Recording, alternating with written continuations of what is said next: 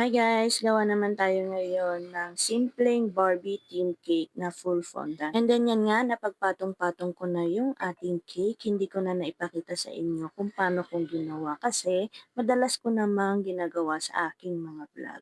So diretso na tayo sa pagpo-frosting. Yung flavor pala ng ating cake is moist butter. Sabi kasi ng ating customer, nag-request ng kanyang baby na gusto niya ng strawberry flavor.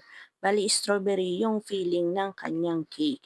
Yun lang yung kanyang pinaka-request. Siyempre, ako yung nagluto ng strawberry jam. Madali lang naman yun. Bali, ang ratio nun is 1:2. And then, Swiss merang buttercream, yung gamit kong frosting dyan. Nilagyan ko na lang din siya ng strawberry flavor na syrup. Para syempre, lasang-lasa pa rin yung strawberry flavor ng ating cake. And then, ganyan lang po ako maglagay ng frosting, pahid-pahid, patching-patching, tapos pakinis, gamit syempre yung ating plastic scraper na 7 inches ang lapat. O, diba? Tapos na. Tapos nilagay ko muna yan sa chiller hanggang sa mag-set yung frosting. Sa ako na siya kinover ng fondant. Bali, paneling method pa rin syempre yung aking gagamitin dyan. Pag nagko-cover ako ng fondant, inuuna ko yung top. Sa ako naman isinusunod yung side ng cake. Yan. Tapos, syempre para hindi siya magkaroon ng air bubbles, o hangin na matrap sa loob, yan, inilalapat ko ng mabuti yung fondant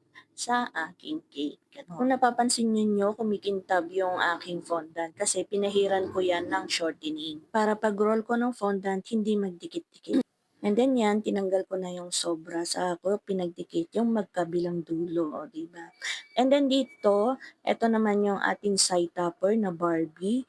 Yan, balik nag-cut lang ako nun. Bali, nag-print muna pala ako. Tapos, ni-cut ko siya. Tinanggal ko yung mga dapat tanggalin sa kanya. And then, binakat ko lang siya sa fondant. Yan. May mga cutter naman na nabibili pero hindi na ako bumili kasi madalang lang naman pong umorder sa akin ng Barbie. Yan. Kaya bakat-bakat na lang tayo. Bago ko nga pala inilapat yung photo paper na yan, pinahiran ko muna yan ng shortening para pagtanggal ko mamaya madali na lang. Hindi siya yung dumikit doon sa ating fondant. Tapos yan, papadoblehan ko pa yan ng white para mas maging matibay yung ating side topper. Tapos ikakat lang natin yan sa kanyang gilid. Isusunod lang natin dun sa font ng ating Barbie. So yan na, tapos na. And then ito naman yung susunod na video, gagawa tayo dyan ng ribbon. Simple lang yung paggawa ng ribbon.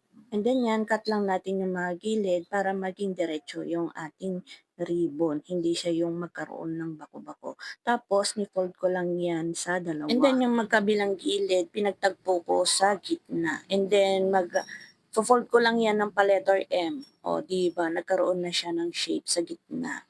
Tapos, para makoveran o matakpan yung kanyang pagkadugtong sa gitna, lalagyan natin yan ng ganyang design. O, diba? O, tapos, doon na sa likod, pagtatagpuin yung kanyang pinaka-chismis. And then, dito sa next video, magde-design na tayo ng ating cake. Siyempre, unahin na natin yung kanyang side topper na Barbie logo. Yan. Dinikit ko na lang siya ng ganyan. O diba, dumikit na siya yan ng kusa. Hindi ko na yan pinihiran ng tubig. Kasi yung ating cake nga is galing ng chiller, kaya nagmo-moist. Pero yung moist na yun, matatanggal din naman. And then, yun na at nailagay ko na yung ating ribbon. Nilagay ko lang siya ng ganun, hindi na ako naglagay pa ng stick.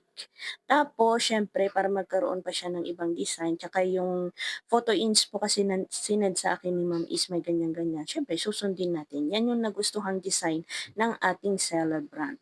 And then, nilalagay ko na rin yung name ng ating baby celebrant. Syempre, handmade din yan. Wala tayong cutter niyan o molder niyan. Kaya, puros mano-mano yung ating design ng ating cake. Ay, hindi pala. Yung heart pala is meron akong cutter dyan. Yung heart lang naman, yung ginamitan ko ng cutter. Tapos, yung iba na, syempre, mano-mano na. Handmade na. At ito na nga po yung finish look ng ating cute na cake. Thank you so much kay ma'am sa pag-ulit. At syempre, meron siyang tip na ibinigay sa atin.